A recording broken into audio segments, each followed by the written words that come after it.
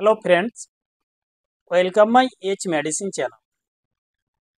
আজকের যে বিষয় সেটি হচ্ছে ট্যাক্সিম 1 গ্রাম ইঞ্জেকশন।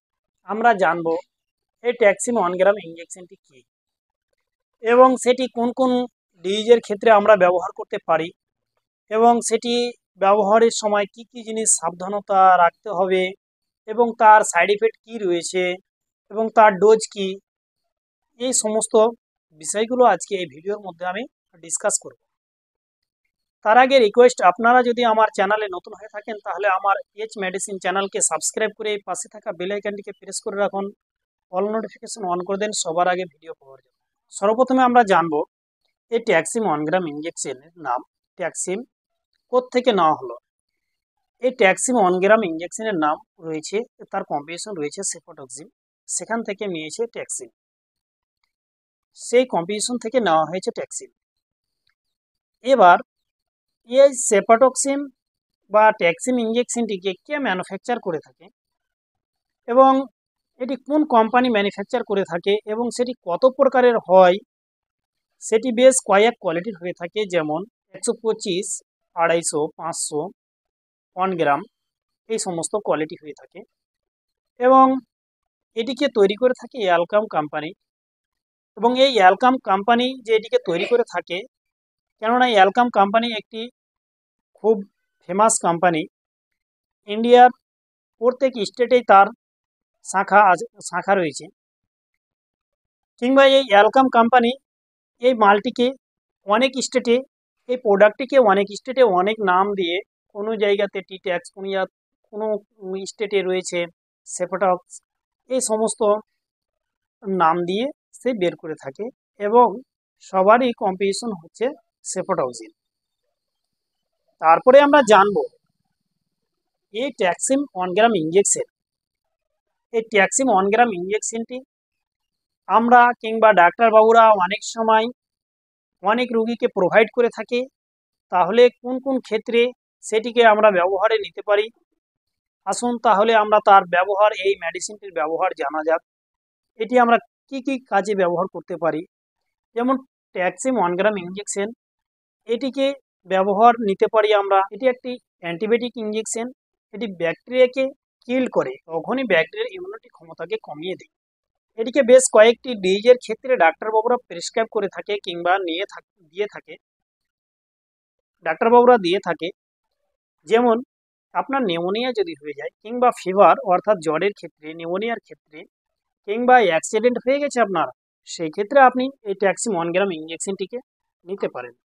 কিংবা সার্জারি হয়েছে, সার্জারির পরে সেই জায়গাটা যেন কোনো রকমের অ্যাবস না হয়ে যায় কিংবা সেই জায়গাটায় পাকা ফোলা না হয়, সেই ক্ষেত্রে কিংবা তাড়াতাড়ি ঘাটাকে শুকানোর জন্য ডাক্তারবাবুরা এই ইঞ্জেকশনটিকে দিয়ে থাকে। ট্যাক্সিম 1 গ্রাম ইঞ্জেকশন ব্যবহার ক্ষেত্রে কিছু সাবধানতা রয়েছে, তাহলে আসুন আমরা জানব কোন কোন ক্ষেত্রে এই ট্যাক্সিম 1 গ্রাম ইঞ্জেকশন কিংবা কোন কোন মেডিসিনের সঙ্গে এই ট্যাক্সিম 1 গ্রাম ইঞ্জেকশন চলবে না। আসুন তাহলে আমরা জেনে নিয়ে, যদি কোনো পেশেন্টকে অ্যামিক্যাসিন বা অ্যামিক্যাসিন ইঞ্জেকশন লাগানো হয়েছে, সেই ক্ষেত্রে তারপরেই কিন্তু ট্যাক্সিম 1 গ্রাম ইঞ্জেকশন লাগানো চলবে না। এছাড়া কোনো পেশেন্টকে কলেরার ভ্যাকসিন দেওয়া হয়েছে, তারপরে সেই ট্যাক্সিম 1 গ্রাম ইঞ্জেকশন চলবে না। এছাড়া অর্থাৎ ইথানল স্টেরয়েডাল, কোনো পেশেন্ট আর হরমোনের সমস্যার কারণে প্রেগনেন্সি হতে যাচ্ছে, কিন্তু আবার সেই কি হচ্ছে, বাচ্চাটা নষ্ট হয়ে যাচ্ছে কিংবা থাকছে না, এই মতো অবস্থায় কোনো মেডিসিন চলছে, হরমোন রিপ্লেসের কোনো মেডিসিন সে খাচ্ছে অলরেডি, সেক্ষেত্রে এই ট্যাক্সিম 1 গ্রাম ইঞ্জেকশন চলবে না। অনেক সময় মহিলারা প্রেগনেন্ট থাকে, সেই ক্ষেত্রে এই ট্যাক্সিম 1 গ্রাম ইঞ্জেকশন চলবে না। কিংবা ব্রেস্ট ফিডিং মহিলা, তাদের ক্ষেত্রেও সেই ট্যাক্সিম ইঞ্জেকশন চলবে না। তারপরে অনেকেরই কিডনির সমস্যা রয়েছে, তাদের ক্ষেত্রেও এই ট্যাক্সিম 1 গ্রাম ইঞ্জেকশন দেওয়া চলবে। এবং যাদের লিভার ডিজিজ অর্থাৎ লিভারের প্রবলেম রয়েছে, সেই পেশেন্টকে যদি আপনি এই ট্যাক্সিম 1 গ্রাম ইঞ্জেকশন করেন, তাহলে করতে পারেন। লিভারের সেভ অর্থাৎ লিভারের সমস্যা থাকলেও এই ট্যাক্সিম 1 গ্রাম ইঞ্জেকশন দেওয়া যায়। কিংবা অ্যালকোহলের অ্যালকোহল পান করেছে সেই ক্ষেত্রেও আপনি ট্যাক্সিম 1 গ্রাম ইঞ্জেকশন দিতে পারেন, কোনো সমস্যা হবে না। তারপরে এই ইঞ্জেকশন নেওয়ার পরে আপনি ড্রাইভ করতে পারবেন না, কেননা যে মাথা চক্কর আসতে পারে।